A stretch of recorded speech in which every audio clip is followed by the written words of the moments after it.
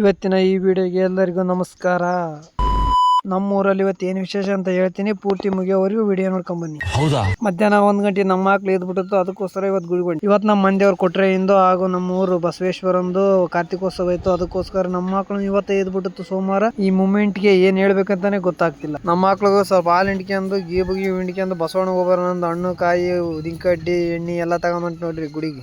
ನಾವು ಗುಡಿ ಹೋದ್ಕೆ ಅಲ್ಲಿ ಆಲ್ರೆಡಿ ಎಲ್ಲ ದೀಪ ಹಚ್ಚಿ ಬಸವಣ್ಣ ಪೂಜೆ ಮಾಡಕತ್ತಿದ್ದು. ನಮ್ ಸಚ್ ಒಂದು ದೀಪ ಹೋಯ್ತು, ದೀಪ ಹಚ್ಚಕತ್ತಿದ್ದ. ನಮ್ಮ ಬಸವಣ್ಣ ಮಾತ್ರ ಸೂಪರ್ ಪೂಜೆ ಅಲಂಕಾರ ಎಲ್ಲ ಸೂಪರ್ ಮಾಡಿದ್ರು ಇವತ್ತು ಮಾತ್ರ.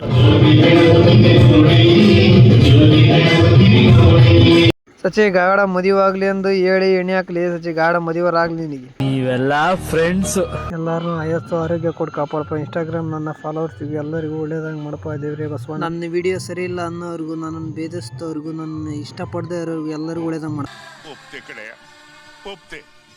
ನಿನ್ ಮನ್ಸು ಎಷ್ಟು ಪರಿಶುದ್ಧವಾಗದು ಅಷ್ಟು ಚೆನ್ನಾಗಿ ಬರುತ್ತೆ. ಅವಾಗಲೇ ಯಾರ್ಯಾರಿಗೆ ಬಸವಣ್ಣ ನೀಟಾಗಿ ಪೂಜೆ ಮಾಡಿದ್ರೆ ಕಾಣಿಸಿಲ್ಲ, ಈ ಸತಿ ತೋರಿಸ್ತೀನಿ ಹುಡ್ಕಾಡ್ರಿ. ನಾವು ಹಣ್ಣುಕಾಯಿ ಎಲ್ಲ ಕೊಟ್ಟು ಪೂಜೆ ಮಾಡಿ ಅಂತ ಬಿಟ್ಟೆ ನೋಡ್ರಿ. ಅಲ್ಲಿ ನಮ್ಮ ಮಾಮಂತ ಕಸುವಾಗ ಹಣ್ಣುಕಾಯಿ ಹೊಡೆದು ಕೊಟ್ಟಾಬಿಟ್ಟು ನೋಡ್ರಿ. ಸಚ್ಚಿ ನಾನು ಒಂಚವ ತಲೆ ಸಚ್ಚಿ ದೇವಸ್ಥಾನದಾಗ ಇರ್ಬೇಕು ಒಂದು ಅರ್ಧ ಗಂಟೆ ಅಂದು ಒಂಚವ ತಲೆ ತಗೊಂಡು ಒಂದು ವಿಡಿಯೋ ಮಾಡ್ಕೊಂತ ಹೊಂಟಿ ನೋಡಿ. ಕ್ಯಾಮ್ರಾ ನೋಡಿದ್ರೆ ರೆಸ್ಪೆಕ್ಟೇ ಇಲ್ಲ ಗುರು. ಇದೆ, ಇಲ್ಲೊಂದು ಸಮಸ್ಯೆ ಖಂಡಿತ ಇದೆ. ಪೂಜೆ ಎಲ್ಲ ಮುಗಿಸ ಮನೆ ಕಡೆ ಹೊಂಟಿ ನೋಡ್ರಿ. ಅಲ್ಲಿದ್ದ ಆಧಾರ ತಂದಿದ್ದೆ, ಅಮ್ಮ ಮಗಳಿಗೆ ಹಚ್ಚಿದ್ನು. ನಮ್ಮ ಕರ ಕುಡಿಯೋದಂಗೆ ಮಾಡಪ್ಪ.